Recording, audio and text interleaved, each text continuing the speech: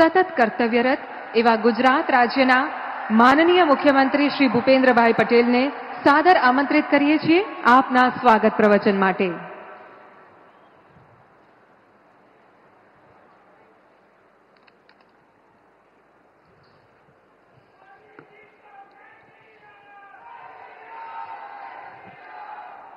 રાજકોટ ખાતે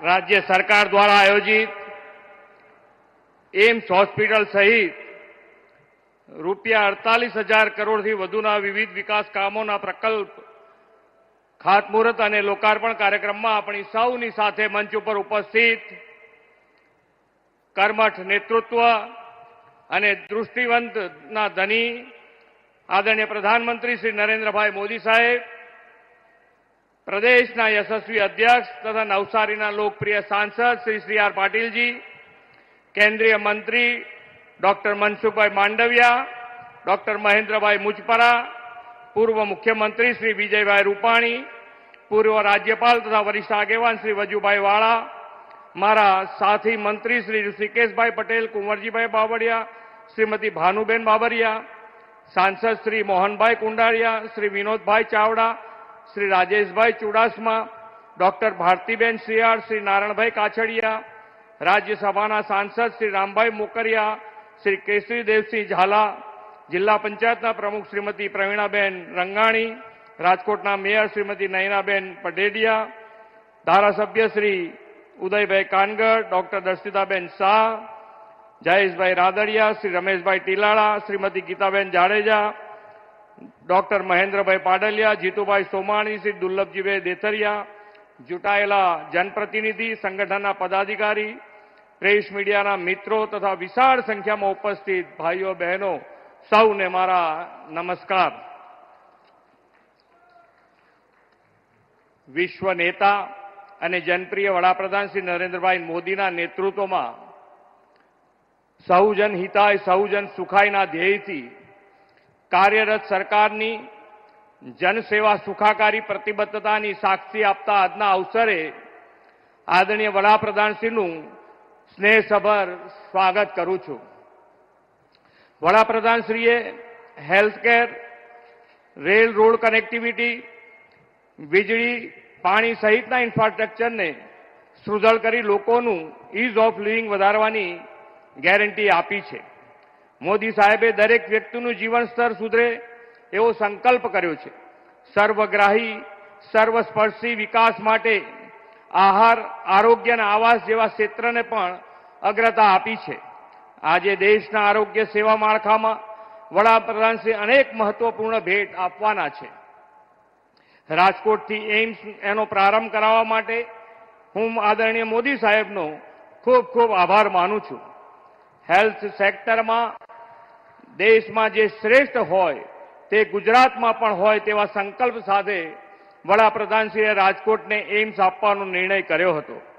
સૌરાષ્ટ્રના મુખ્ય કેન્દ્ર સમાન રાજકોટમાં એમ્સ શરૂ થાય અને સૌરાષ્ટ્ર કચ્છના લોકોને નજીકના સ્થળે ઘનિષ્ઠ અને વર્લ્ડ ક્લાસ અદ્યતન સારવાર સુવિધા મળી રહે તેવી તેમની નેમ આજે સાકાર થઈ છે। 2020માં આદરણીય મોદી સાહેબે આ એમ્સનું ખાતમુહૂર્ત કર્યું હતું અને આજે તેમના જ વરદ હસ્તે લોકાર્પણ થવાનું છે। એટલું જ નહીં, રાજ્ય સરકારના વિભાગો દ્વારા સૌરાષ્ટ્ર વિસ્તારના આરોગ્યની સુખાકારીની સાથે પાણી, વીજળી, રોડ રસ્તા સુધારણા, કનેક્ટિવિટીના વિવિધ પ્રકલ્પોની ભેટ સાથે આજે સર્વાંગી વિકાસનો ઉત્સવ છે। સૌરાષ્ટ્ર વિસ્તારના પાણીની સમસ્યા આદરણીય વડાપ્રધાનશ્રીના વિઝનથી સૌની યોજના દ્વારા નર્મદાના જળ સૌરાષ્ટ્રના 115 જળાશયોમાં પહોંચ્યા છે અને પાણીનો દુકાળ ભૂતકાળ બન્યો છે। છેક છેવાડાના ગ્રામીણ વિસ્તારો સુધી પૂરતું પાણી પહોંચાડીને હર ઘર જલની નેમ સાકાર થઈ છે। આજે સૌરાષ્ટ્રના 3 જિલ્લામાં 287 કરોડથી વિવિધ પાણી પુરવઠા યોજનાના ખાતમુહૂર્ત તેઓ કરવાના છે।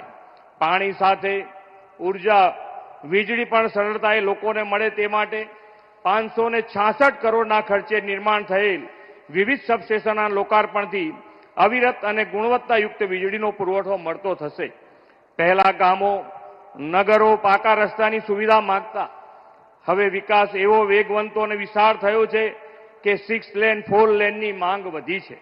વડાપ્રધાનશ્રીએ જનતા જનાર્દનની આવી વિકાસ આકાંક્ષાઓ સંતોષવાની ગેરંટી આપી છે.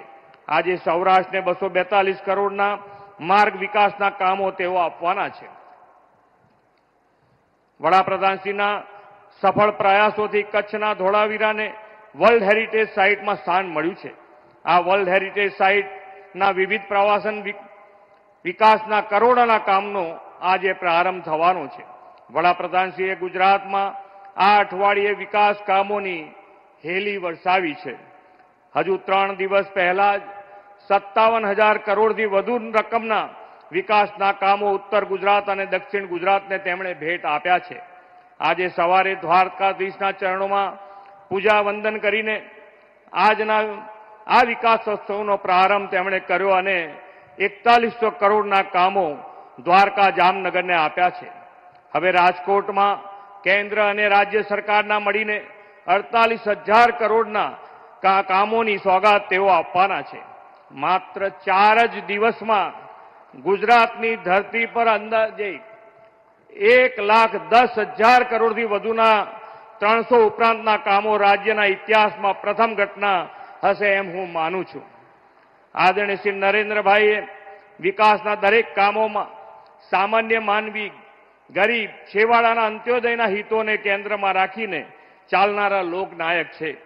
આપણે એવું સક્ષમ અને સમર્થ નેતૃત્વ શ્રી નરેન્દ્રભાઈ મોદી સાહેબ રૂપે મળ્યું છે કે દેશના અમૃતકાળને કર્તવ્યકાળ બનાવી વિકસિત ભારતના નિર્માણ માટે સૌ કોઈ રાષ્ટ્રહિત સર્વોપરીના ભાવથી જોડાયા છે.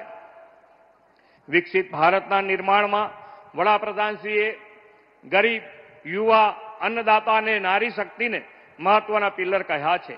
આજનો આ વિકાસ ઉત્સવ એ ચારેય જાતિઓના સર્વાંગી વિકાસને નવી ગતિ આપશે. રાજકોટને એમ્સ તથા રાજ્યના અન્ય વિસ્તારમાં જે આરોગ્ય સેવા સુવિધાઓ સાકાર થવાની છે તેનાથી ગરીબ, વંચિત, જરૂરિયાતમંદો માટે આરોગ્ય સેવા સરળ અને સુલભ બનશે. હેલ્થ ઇન્ફ્રાસ્ટ્રક્ચરનો વધારો થવાથી મેડિકલની બેઠકો પણ વધશે અને યુવાનોને ઘર આંગણે જ મેડિકલ એજ્યુકેશન તથા ઉચ્ચ અભ્યાસ માટેની તક મળતી થશે. ઉર્જા વિભાગમાં જે સબસ્ટેશનો કાર્યરત થશે તે ગ્રામીણ ખેડૂતો, અન્નદાતા અને ગુણવત્તાયુક્ત કૃષિ વિષયક અને અન્ય વીજ પુરવઠો પહોંચાડી વધુ કૃષિ ઉપજની આર્થિક સમૃદ્ધ બનાવશે. પાણી પુરવઠાની યોજનાથી ગ્રામીણ નારી શક્તિને ઘર આંગણે સ્વચ્છ અને પૂરતું પાણી મળશે. મેટર્નિટી અને ચાઇલ્ડ હોસ્પિટલ બાળકો તથા માતાઓ અને સઘન આરોગ્ય સેવાઓ પૂરી પાડવામાં ઉપયોગી થશે. આજે ગુજરાતને આંગણેથી વડાપ્રધાનશ્રીએ જે વિકાસ ભેટો આપવાના છે તેનાથી કેન્દ્ર અને રાજ્યોની ડબલ એન્જિન સરકારોને વિકસિત ભારતના 2047ના નિર્માણમાં ઉત્કૃષ્ટ યોગદાન આપવાની નવી દિશા અને પ્રેરણા મળશે. ગુજરાત અને દેશને મળેલી આરોગ્ય સુવિધા સહિતની બહુવિધ વિકાસ ભેટો વડાપ્રધાનશ્રીની ત્રીજી ટર્મમાં વૈશ્વિક વિકાસની અને સૌને આરોગ્ય સુખાકારીની મોદીજીની ગેરંટી ચોક્કસ પાર પાડશે એવો મને વિશ્વાસ છે. પુનઃ આજના અવસરે આપ પધારેલા આપ ગણમાન્ય મહાનુભાવોનું સ્વાગત કરી વિરમું છું. ભારત માતા કી જય. વંદે માતરમ. જય જય ગરવી ગુજરાત.